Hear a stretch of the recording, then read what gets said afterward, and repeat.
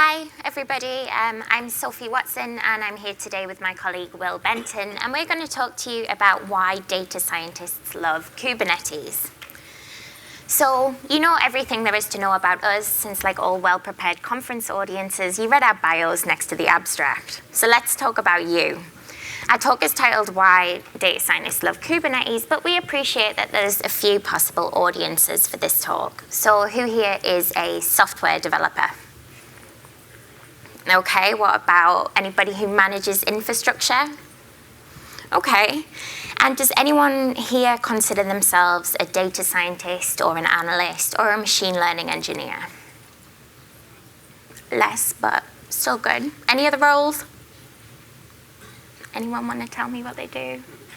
Okay, so hopefully we'll be able to tell everybody here something new. We're going to explain what a data scientist actually does, and we hope you'll see how it resembles what you're doing with Kubernetes right now. If you're a developer or an operator, you'll learn how Kubernetes can support collaboration with data scientists and how it can help them to incorporate machine learning into production within intelligent applications. And those of you who are data scientists, you'll learn how Kubernetes can support your work, even if you don't want to dive deep and become a Kube expert. So in order to do that, we'll start by talking about a data scientist workflow. Typically, when you hear about a new application of artificial intelligence for business, it's arisen because a data scientist has bridged that gap between domain experts and machine learning techniques. We'll focus on how they do that and what their workflow is for the business-centric example of customer churn. From there, we'll see the analogies between the workflows we use to develop software in containers and the workflows that data scientists use to develop models to make predictions from data. You'll see how Kubernetes is an awesome fit for data scientists, and we'll see that the things that you know about, like continuous integration and continuous deployment, can support a data scientist's work in the same way that they can support an application developer's. We'll also look at how Kubernetes provides the foundation for truly reproducible research. So having reproducible research is of key importance in good science and in any regulated industry, and Kubernetes really aids this. To begin, we're going to look at the day in a life of a data scientist, and we'll see how container workflows can be translated into something useful for them. Will is going to talk about how data scientists can use Kubernetes without becoming YAML lovers or Kube experts, and he'll tell us about some great communities that you and your data scientists should be aware of if you haven't already heard a lot about them today. So definitions of what a data scientist is vary greatly. Some people say that a data scientist's job includes scalable computing, data engineering, software development, machine learning, statistics, and more. Other people think that a data scientist is simply someone who uses machine learning to solve problems. Instead of committing to a single definition of what a data scientist is, we're going to talk about what a data scientist does, and we're going to do this in the context of one specific example. The example we're going to talk about is customer churn. So say we're a large enterprise with many customers who subscribe to our products. This is a common business model in telecommunications, media, and software, among other industries. Within such companies, it's one of the data scientists' jobs to predict which customers will not renew their contract. So the data scientist also has to find a way to identify which engagements are most likely to retain customers and find a way to prioritize customers whilst considering their impact on the business and the costs and trade-offs of any interventions. So hopefully we've got a good idea what customer churn is, but in order to make progress with their task at hand, the data scientist has to create a formal definition of the problem they want to solve. For us, this is going to be, given a customer's behavior over the last 18 months, what is the likelihood that the customer leaves within the next 6? As well as defining the problem, they also want to quantify the amount of loss associated with churn and tie that to underlying business metrics. Not all customers are equal. So for a mobile phone provider, a customer with a fancy plan giving up 6 of their 10 lines may or may not be worse than a customer with 2 lines giving up both of them. Similarly, in software, if you have a customer who has 10,000 seats and they give up half of them, that's arguably worse than a customer with 1,000 seats giving up all of them. So we can't just think about the impact of raw numbers or percentages. We need to think about what's happening to the business. So the data scientist probably begins by trying to visualize the data, by trying to find a way to map from the data we have about customers to points in space. We can try and find some structure. So maybe we come across a visualization that shows some structure, like this one here. So here we can see that the churning customers shown in red cluster in that top left-hand corner. Fortunately, there's structure in this data, and we found it. But we need to find a way to capture it and encode it in a nice, useful way. This aspect of a data scientist's work is known as feature engineering. So we need to encode relevant data about the customer in a numeric vector, and we'll use that data to predict customer churn. In practice, choosing this numeric vector is complicated. We can use our investigation from the visualization stage to help, but it's not always obvious how to translate the data into a useful numeric vector. And we want to make sure that the structure we want to expose with our model is actually present in the vector itself. Furthermore, there's not really a one numeric summary fits all approach. So for each different business problem, you likely need a different set of numbers simply because of the data you have access to. And going forward, at this point, you probably already have to be thinking about which models or which algorithms you might want to implement, because different algorithms take in different feature vectors. Once we have our feature vectors, we can take some labeled data that we know about and use it to train a model. So by labeled data, I mean data where we know the outcome. So in the customer churn case, this is going to be a data set covering 2 years of data. It'll contain some customers who churned, some who did not, and we'll know which is which. We take that data and we train a model. Training a model is essentially running an algorithm to identify good trade-offs while summarizing the data. We can control some aspects of the algorithm through parameters, but we're going to have to see which parameter values work best. Once we've trained our model, we've got our way to distinguish between customers who are likely to churn and those who are not likely to.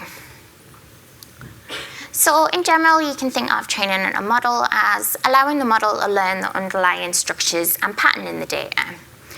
We could get perfect performance on a training set simply by memorizing that training set, but that wouldn't do us any good in real life. A model which simply memorizes the training set is descriptive but not predictive. If it doesn't learn those underlying patterns, then it's not going to be able to make good predictions when it sees any new data. So in practice, to prevent the model from spitting out what it's just seen before, we use a training and a validation method. We take our data that we know the truth about and we hold some back. We train our model on the rest of the data, and from there we can look at how the model performs on those two data sets through some error metric.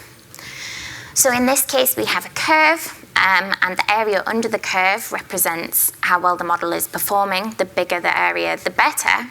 And that dotted line represents the results we'd get if we simply used a coin toss to estimate whether or not someone is going to churn. So we've got pretty good performance on both subsets of those data, but you can see that the area under the curve at the top is better. That's on the training data.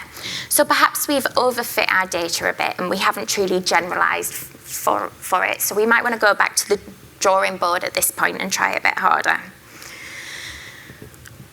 Once your model is built, tuned, and trained, you can go ahead and put it into production as a service running on Kubernetes that's part of a larger system or application. But the data scientists can't wash their hands of it yet. Progress of the model needs to be tracked over time. Often data changes with time, and so that can make the model poorly tuned. Perhaps you need to retune the parameters through something like A/B testing. We're also going to want to start tracking new metrics that are related to business. There's many cases where a model which performs perfectly initially doesn't really solve your business problem. So for example, say we put a great model into production and are able to recommend early customer interventions to prevent any churn.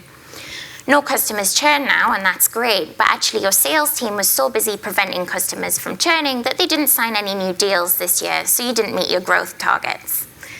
Similarly, you could get a nearly perfect model by putting your top 10 data scientists on the problem for the next 2 years. But if they can't work on anything else in the next 2 years, is a nearly perfect model really that much better than a nearly perfect model? We've got to think about things like this. We've talked about what a data scientist does, but where are they actually doing this work? In practice, most data scientists now start out by working in interactive notebooks. So this notebook is implementing a Bloom filter. You can see that the notebook contains both text and code. You can define functions, run them in line, see the output immediately, and you can go ahead and change functions and change things in there, and the output updates. Similarly, you can plot graphs in there, so there's graph support in all of the main notebook providers. Notebooks are great and very flexible, but they have a couple of serious downsides. That is portability and reproducibility. Sharing a data scientist notebook is like sharing a physical notebook. There's good stuff in there, but you've got to do some archaeology to figure out where it is. You're essentially getting an uncurated snapshot of someone else's desk. And these notebooks often have dependencies, and they're built in bespoke environments. So sending a notebook to a colleague, often one of two things will happen. Either they will get different results, or the notebook will just crash. We'll revisit this problem later. So I hope the analogies between some of the things that a data scientist does and some of the things that a contemporary software developer does are starting to become clear. You may already be thinking of ways that Kubernetes can improve the data scientist workflow, but let's make some starting points and make these connections a little bit more concrete. The first advantage brought by Kubernetes is a workflow advantage. So say you do all of your work on your personal computer. This is convenient, but it has some limitations. You can't get access to sensitive data. You're limited by the speed of your computer's CPU. And your computer probably doesn't have as much storage as you'd like it to, so you can't hold all the data you want to work with at once. Similarly, model training is often very maths heavy, and hardware acceleration can really help. But not every data scientist laptop has a GPU that machine learning workloads can exploit. So both Will and I work on Macs, and their GPUs enable great multimedia performance, but they won't accelerate model training. Declarative deployment configurations, which specify which services are connected to which, but not a particular way to set them up, make it possible to define the environment that you want to use in a portable way. So you can take that environment that you've got on your laptop and transparently move it somewhere else when you want to scale up or scale out. This figure shows how we've described the pods we want and the service interfaces they expose on a laptop, but we can take this and rerun it anywhere. So we can start prototyping a technique anywhere in the world, and then reproduce that environment inside your company's firewall, where you can scale out with more CPUs or up with more GPUs, and you can access that data that you probably shouldn't keep on your personal computer. Another advantage of using repeatable deployments in Kubernetes is scale-out processing for model training. Sometimes the technique itself scales out, so there's frameworks like Apache Spark and TensorFlow, which support training models across multiple cores by distributing the training job. And even in cases where a single training job doesn't scale out, we can still benefit from parallelism. So when we train the model, we might want to do hyperparameter sweeping or so on. And we can scale these experiments out by using a templated declarative configuration to run all of our training and evaluation jobs in Kubernetes, and then we can collect the results as metrics in a single place. A third advantage is service routing for experiment design. So Kubernetes allows you to route traffic to 2 or more different versions of the same service. You might have training and scoring pipelines that run continuously as part of your application, or you might have 2 different ways to model the problem that you care about. But prior to implementing the models, you don't know which is better in the real world. Being able to run multiple instances in parallel and monitor them in parallel allows these models to be updated and evaluated in real time. also gives you a lovely fail-safe. So accidentally putting a model into production which has problems that you don't know about until you put it into production is tragically common. Of course, this isn't a real problem in real software development, right? So in software development, we use blue-green deployment to roll out any new changes. And similarly, we could do that here. If we have a new model or a service we want to deploy, then we can use Kubernetes and route only, say, 1% of the traffic to the new model and increase that as we're going once we know the model is working well. We talked earlier about the reproducible notebook problem. Many data scientists still don't use a lot of software engineering practices like source control or continuous deployment, but this is starting to change. If your data scientist is running their notebooks in Git, you can use Kubernetes to go from a notebook to a notebook that we know runs with all of its dependencies and passes any relevant tests. If it passes those tests, we can set it up to automatically build a notebook image that can then be deployed anywhere or even be deployed straight into production. Finally, when we're training a model, we need a repeatable way to go from raw data to clean data and feature vectors to our trained model, which we can then ultimately evaluate and deploy into production.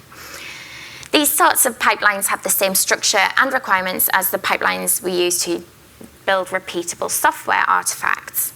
We draw on code and external libraries, and we run jobs to build images and run separate audited jobs to test and deploy these whilst we're tracking the results as we're going.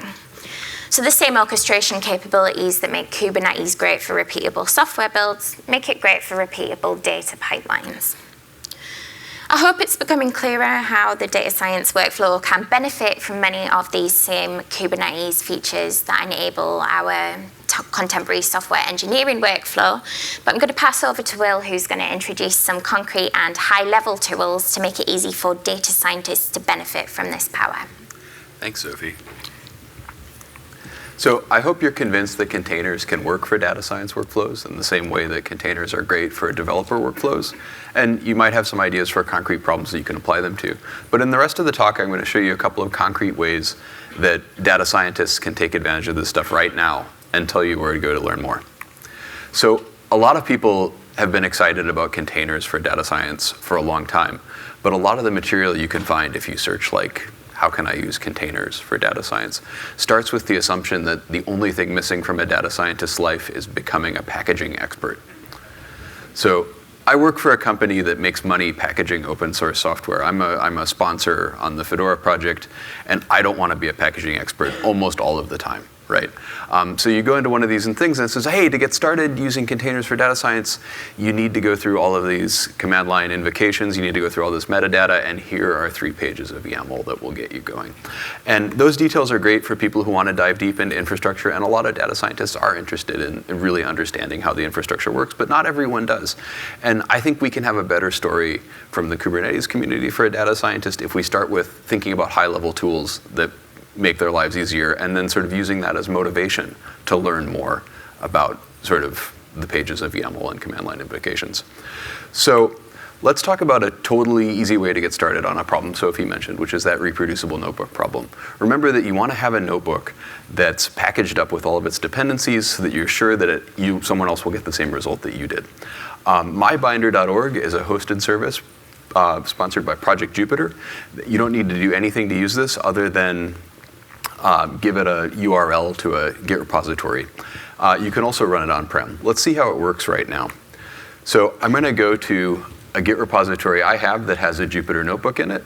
And you can see this is just a regular Git repository with a Jupyter notebook and a Python requirements file. I'm going to copy the URL of that and pass it into Binder. What Binder is going to do is it's going to build a container and serve that in a Kubernetes cluster with a route published to the world so that I can interact with this and anyone else can get their own copy of this spun up and run. And we can see I click on my notebook. I'm going to run it here. This is a recorded demo, so this is going to obviously be a reproducible notebook because we recorded it once and I'll play it back as many times as you want to see it. But you could go to this notebook too and get the same result, right? And we're just going to go through some examples there, and that's great. Binder is a really great service. I think that a really powerful thing we can do to sort of go beyond individual services, though, is the idea of source-to-image workflows. So you've probably, how many people in here have used a high-level source-to-image builder tool to make applications? So any people use S2i? Draft? Something else? Yeah, so I mean, a lot of people have used these tools, but they're more general than just doing applications, right? So I'll talk about the S2i tool. These principles are really more general. I don't care what tool you use. S2i is just the one that I know. But the idea is that we have a builder image that knows how to turn a Git repository of something, source code or whatever, maybe a model object, maybe a notebook, into a container image that we can run as a service on Kubernetes.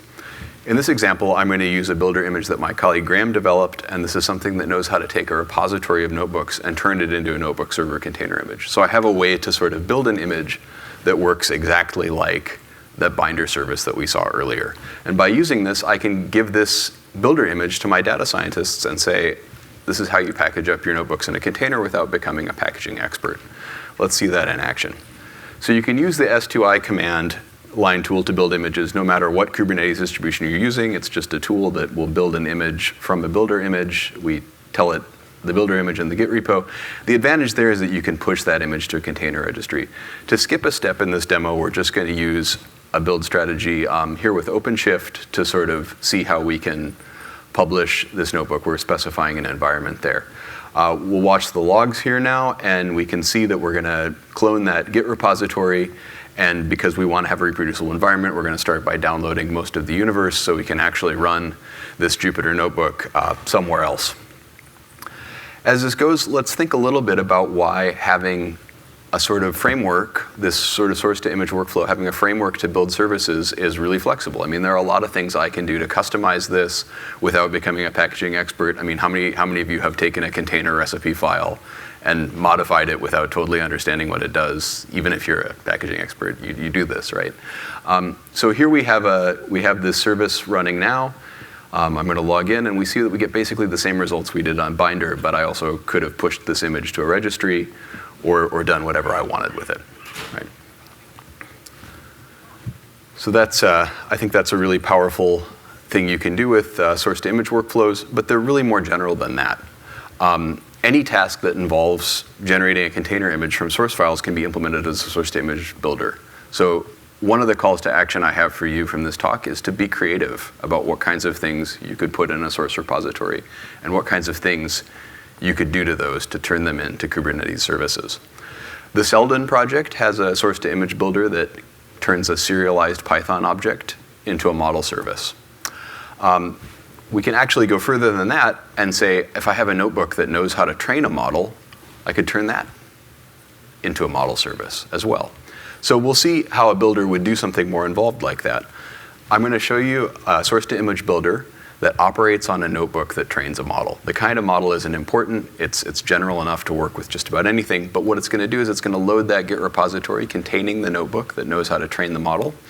It's going to post-process the notebook to identify its dependencies, post-process the notebook to extract a Python script to train the model, run that script in the environment that the notebook expects and save that model, and then create an image that has the environment the notebook expects and creates a REST endpoint to serve that model. So I hope you wrote that all down. We're going to go through it now and see what it does. So again, I'm going to create an image using a build strategy in OpenShift. This is basically just firing off a source-to-image build saying, use this builder image that I have on Quay with this repository. While we run through the logs, while this build runs, let's see what the actual notebook looks like to see the conventions that this builder is expecting. This is an example model S2i notebook. You can visit that on GitHub. The first thing is we specify the Python requirements, the library requirements, in a distinguished variable so that the tool that post-processes this notebook can identify that. Then we're training the model. This is just a k-means clustering model, so it's going to map from a two-dimensional vector, in this case, to a small integer. Don't need to worry about what it's doing. That's just what we should expect. And then I have two functions, one called validate, which tells me that I've given this model the right kind of input, in this case a two-dimensional vector, and one called predict that actually makes the prediction. So we've looked at the notebook. Now the build is done over here, and I'm going to expose a route to that. And then I'm going to go to the Insomnia REST client and start interacting with this notebook. We can see how I give it a prediction as a JSON array, just passing in that vector, and I'll get a result back. If I give it a different vector, I get a different result. Now, what should happen if I give it a three-dimensional vector? Well, let's see. So I get an error, a descriptive error. So this is a way that you can use these workflows not only to publish work and to enable collaboration, but also to sort of enforce the kinds of practices you want to have in these services anyway. If someone's rolling their own service, it's up to them. If you build a tool to build a service from something higher level, you can really impose policies on this in any way. So frameworks like source to image make it easy for developers to publish applications to Kubernetes, but as we've just seen, they're not just for applications. They also let infrastructure experts make Kubernetes accessible to people who are domain experts but not infrastructure experts. But all of the techniques we've seen so far have focused on developing analytic techniques, on that sort of first part of the data science workflow. You know, when Sophie said they can't wash their hands of it just yet, the point before you would want to wash your hands anyway, right? To talk about the concerns that you have actually taking this into production, we're going to talk a little bit about what it means to put machine learning into production today. Machine learning isn't always just a separate workload that we run as a batch job, you know, once per quarter or once per night and use the results to inform our business. Today, we often put machine learning into production as a component of intelligent applications, which learn from data to provide improved functionality as people continue to use them. So these applications need to collect data from various sources and transform it, federate it in order to continuously train and serve models to support key application functionality. The machine learning is not on the side, it's in the heart of these applications. And these data scientists aren't going to work in a vacuum. They're going to work in a team with data engineers who are going to publish those data services that they're going to use. The data scientists are going to interact with those services and do their prototyping and identify patterns and develop techniques to train models. And finally, application developers are going to worry about the second 90% of the problem after we have the first 90%. They're going to take all of this and put it into production. They're going to make it scalable, they're going to make it accessible, and they're going to make it robust. Some teams even have machine learning engineers who work with application developers and whose job it is to manage these machine learning pipelines at scale, whether we're scaling out with more cores or scaling up with specialized hardware. And machine learning engineers often also develop tools to make it easier to manage models in production. So in the past, people have thought, hey, I have applications that depend on machine learning. I need to figure out some way to coordinate that with my compute cluster. And this has led to a lot of clever workarounds, because if you have a cluster that's really great for just training machine learning models, it's probably not what you want to develop and deploy your applications against. And since we're at KubeCon, I have a pretty good idea of what people actually want to be developing and deploying their applications against. Yeah, fortunately, Kubernetes, as we've seen a lot, is flexible enough to say, I have the primitive, Kubernetes has the primitives to support both application components and serious compute and data-intensive machine learning pipelines. And it makes it thus simpler to manage and deploy intelligent applications. We can actually take the kinds of workflows we've talked about and make it even simpler. The same pattern that we've seen making data science development work easier can also make putting these things into production easier. A source-to-image builder can take the source code for an application and produce not just an image, but a deployment configuration for a scale-out compute cluster that runs in the same Kubernetes namespace as the application that depends on it. So we're going to close by talking about two community efforts behind projects you can use in production. And the first one has actually a source-to-image builder that does just that. RedAnalytics.io is a community we've sponsored at Red Hat for the last 2.5 years or so. It's targeted at application developers and provides tooling and a downstream distribution to make it easy to build intelligent applications on Kubernetes from prototype to production. There's a containerized Apache Spark distribution for scale-out data processing and compute, a Spark operator and a Spark management interface, and Jupyter Notebook images and source-to-image builders for Jupyter. We have TensorFlow training and serving as well, but as I mentioned, a really cool thing that RedAnalytics has is a source-to-image builder that takes an application as a Git repository and turns it into a deployment of that application and a cluster in Kubernetes. The second community I want to tell you about is Kubeflow. If you've been in this room all day, you've already heard a lot about Kubeflow. If you didn't see David and Jay's talk immediately before this one, catch the video. There have been a lot of great talks about Kubeflow at KubeCon so far. I will encourage you to watch the videos. If you want the quick overview, Kubeflow is really, I think, targeted at machine learning engineers and provides a wide range of libraries and tools for making these workloads and making this development part of the process really portable. TensorFlow, Jupyter Hub, Seldon, and PyTorch are some of the things that Kubeflow has made it really easy to deploy on Kubernetes. And a real strength is that it makes it easy to stand up these reproducible environments for machine learning workloads in any Kubernetes environment. So again, I hope you've caught those talks, and we'll catch up on the ones you've missed. I'll call out my friend Pete McKinnon's talk on the Kubeflow community tomorrow at 2:35. But I'd say if you see anything on the schedule that has Kubeflow in it, it's going to be worth watching. So let's close just sort of by talking about what we've covered today and where we're going from here. Sophie introduced the data science workflow, a pattern of techniques to identify and exploit patterns in data. We saw analogies to contemporary software development workflows, and we hope you're already thinking about how you can help data scientists, or if you're a data scientist, how you can use your infrastructure more effectively to do this workflow. We also saw some of the advantages of Kubernetes for data science: portable environments via declarative deployments, reproducible research, scaling out application and training components elastically, and templated data processing pipelines. Since data scientists shouldn't have to become infrastructure experts to get their jobs done, just like no one should have to become an infrastructure expert to get their job done unless they're an infrastructure expert, we saw some high-level tools based on image building pipelines to facilitate making notebooks reproducible, publishing models from notebooks, and putting machine intelligence into production. And I hope you have some ideas for building tools like this using your Kubernetes expertise to make it accessible to data scientists as well. After seeing the advantages of Kubernetes for data science development, we looked at two communities that make it easier to put machine learning and intelligent applications into production. We looked at the RAD Analytics community and at the Kubeflow community. So with that, here's how you can get in touch with us. We'd love to hear about your ideas for taking Kubernetes and using it for machine learning and data science. Those are our email addresses and both GitHub and Twitter handles for both of us. And that's the link for the RAD Analytics community that we mentioned earlier.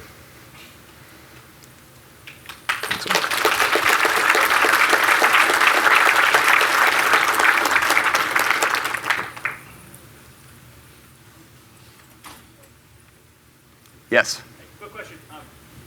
For the data sciences workflow with containers, have you experienced any friction as far as having to go through a container, making it take longer, and data scientists sort of doing the best to not go into the container until it's actually time to go into production? So the question is, have we seen friction, as a sort of data science team at a company that does a lot of stuff with containers, just for context, in using containers for the whole data science workflow, even though that leads to sort of a longer build cycle and it's not as immediate as just sort of setting up your notebook and going from there. We've both sort of done things the easy way, right, at times. And it's, I think, a real advantage for me is always the reproducibility and portability. And I think once someone has been bitten by that, of having a notebook that you then have to take extra steps to make it reproducible when you put it in a container, it's much easier to sell start in the container from experience there. But it's a reasonable point for sure. Yes. Regarding your tool source to image, what if the notebook needs Spark? And in that case, how do you run Spark? Do you start it, use it down, So the question is, if a notebook depends on Spark, how do we spin it up and spin it down? So notebooks is, we should talk, send me an email, we should talk about this offline, because notebooks and Spark is actually an interesting special case. The application source to image builder that I mentioned will spin up the Spark cluster, and when the application terminates, it will tear down the Spark cluster. Because a notebook doesn't have a natural tear down point, you could think of a notebook as an application, but I'll refer you to Eric Erlandson, actually, who's a Spark and notebook expert here. Can I please be on that thread, because I spent the last 2 months integrating my notebooks with Spark. Yeah, absolutely. willbe@redhat.com and Sophie@redhat.com. Yes. Source to image, these kind of tools, extra tooling or extra capabilities does it offer for stuff like secret management. So for example, if I've got, I've got data connectivity in a dev environment or Yeah. a PC, it's different than when I host it in a shared environment. I want to share my notebook with someone else. Their credentials become involved, or maybe a system account gets applied. Right. Is there a graceful way of handling that? So the workflow we would use is sort of leaving that as a whole in the published image, and then when you deploy it, you mount the secrets. That's. Sorry, the question was how do we manage secrets and so on in a source to image pipeline? Yeah. Yes.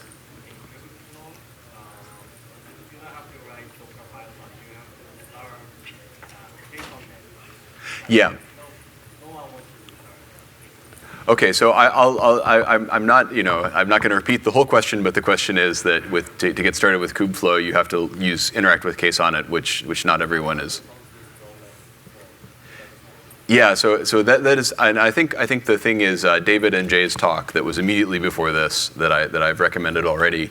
The Kubeflow community has done a lot to make it easier to use, so that you actually can spin up Kubeflow without interacting with case on it. So if you like case on it, it's there. If you don't like case on it, you can still use Kubeflow. The first demo showed how you can spin up Kubeflow just at the click of a button rather than getting involved. So.